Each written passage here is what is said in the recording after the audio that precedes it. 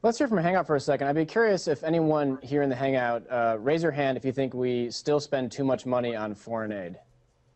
Anybody? Jennifer, let's hear from you. What did you think of the president's response to Robert's question? I mean, I understand, what you're trying to do, and I agree. I don't think we should, not help. But I guess when you see the number of people who don't have jobs and you have a college-educated husband, I mean, how are you supposed to tell your children? I just, when you see the hurting and you see the homeless, it's just, I guess, hard for Americans in the middle class to grasp why we do give as much as we do. Yeah. I understand sort of the source of frustration, but I think it's important to remember, Jennifer, like I said, we spend 1% of our total budget on foreign aid. So, some folks think it's like 25%. I mean, it's a very small portion.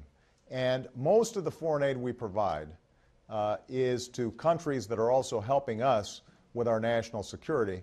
And so oftentimes when we're providing that aid for a country, we may be saving a larger amount in terms of what we would have to deal with if they weren't cooperating with us. So that's part of the reason why I always emphasize our defense budget and our foreign aid budget should be seen as an overall package, an overall strategy to keep America safe.